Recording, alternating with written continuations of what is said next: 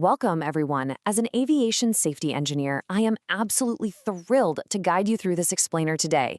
We're going to conduct a structured forensic investigation into what is honestly one of the most fascinating machines ever built by human hands, the Concorde.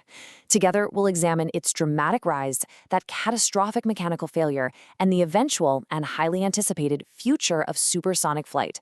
We're going to strip away the glamour and get right down to the physics, the engineering, and the systemic flaws that ultimately dictated the lifespan of this incredible aircraft. Okay, let's dive into this. Here is our flight plan for today. First, we'll look at a pristine safety record. Second, the anatomy of a disaster. Third, the fatal failure chain. Fourth, compounding systemic flaws. And finally, engineering future supersonic travel. Section 1. A pristine safety record. The pinnacle of aerospace engineering. Now, before we can even begin to analyze the catastrophic downfall of this aircraft, we really have to respect the baseline.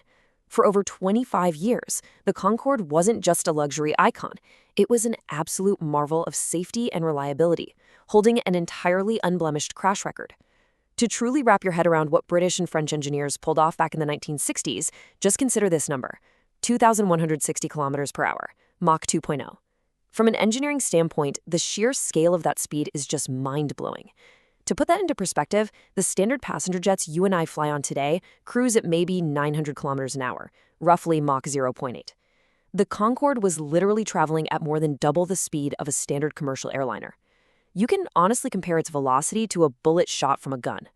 I mean, at that speed, the friction was so intense, the plane's metal skin would actually stretch and heat up mid-flight. No joke. Of course, shoving a massive metal tube through the atmosphere at Mach 2 generates some extreme physical reactions, the most famous being, of course, the sonic boom. When normal passenger jets fly, the sound waves around them sort of curve and disperse.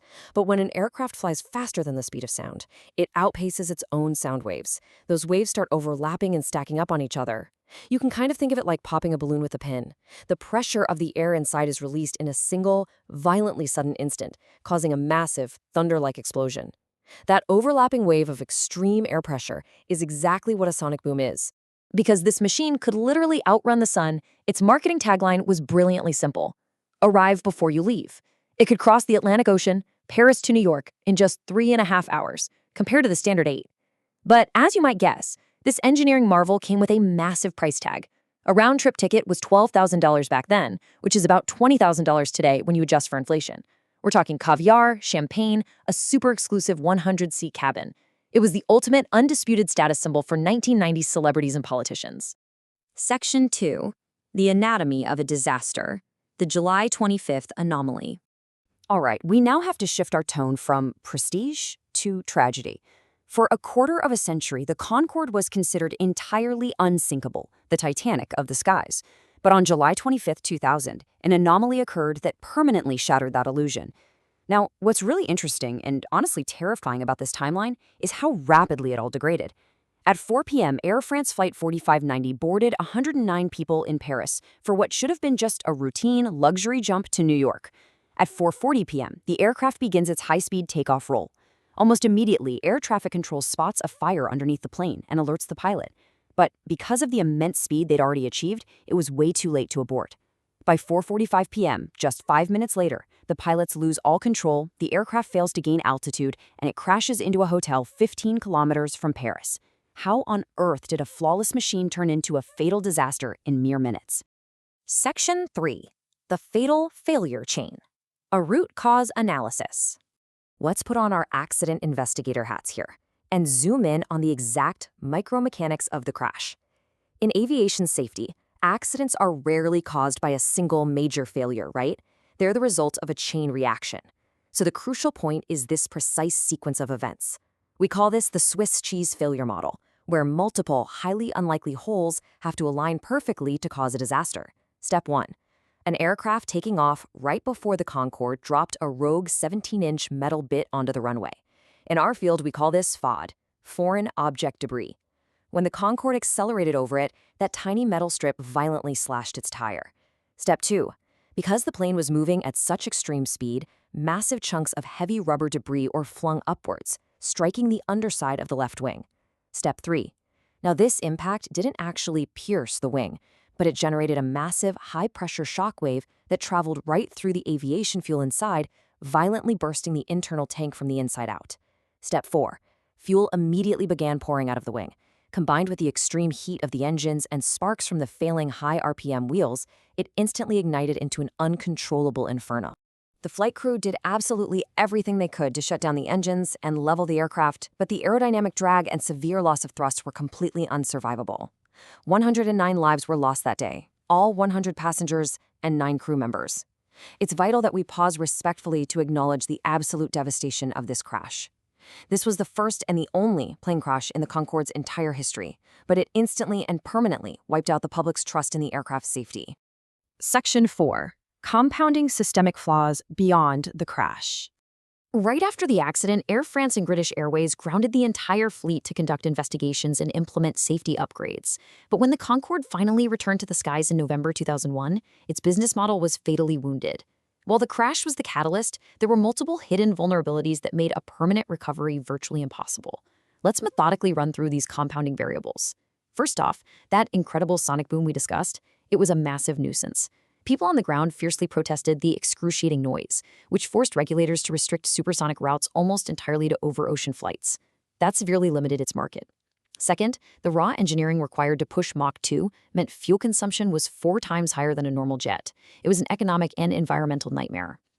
Third, maintaining this highly specialized aging fleet cost British Airways a staggering £1 billion every single year. Fourth, remember those $20,000 ticket prices? Well, the seats were actually incredibly cramped. You couldn't even lie down like you can in standard first class today. And finally, they relaunched the plane in November 2001, right into a post-9/11 climate where global demand for aviation had utterly collapsed.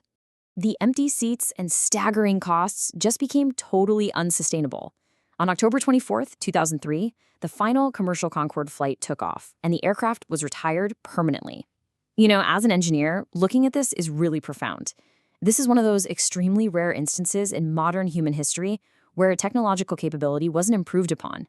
It was entirely abandoned. Technology actually regressed, and we've literally been flying slower ever since. Section 5. Engineering future supersonic travel. The corrective action plan.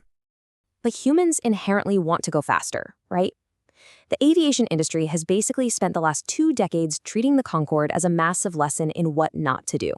Now, a new generation of aerospace startups is attempting to engineer a solution to those fatal flaws, and this brilliantly illustrates the shift in strategy. Let's look at a new aircraft in development right now called the Boom Overture. United Airlines has actually already ordered 15 of these. Notice the trade-off here. The Overture caps out at Mach 1.7, which is obviously slower than the Concorde's Mach 2.0. Engineers are intentionally sacrificing top speed to ensure significantly better safety margins and fuel efficiency. And to solve that massive environmental issue, the Overture is being designed strictly for sustainable aviation fuel, aiming for a true net-zero carbon footprint. If successful, this corrective action plan aims to have us flying supersonic again by 2029. We're talking about cutting a 7-hour flight from Dubai to Singapore down to just 4 hours. Which brings us to our final slide, and really the ultimate question. The Concorde proved, beyond a shadow of a doubt, that we have the sheer mechanical power to break the sound barrier with civilians on board. But it also proved exactly how razor-thin the margin for error is when you do. So, as we look ahead to 2029, we have to ask, can humanity actually engineer our way past the inherent physics and massive economic risks of supersonic travel? Will the next generation of aircraft truly learn from the 2000 failure chain? Or is the barrier of sound just too dangerous and too expensive for everyday commercial flight? It is a fascinating engineering challenge, and I, for one, will be watching the skies incredibly closely. Thank you so much for joining me for this explainer, and remember to always keep questioning the mechanics of the world around you.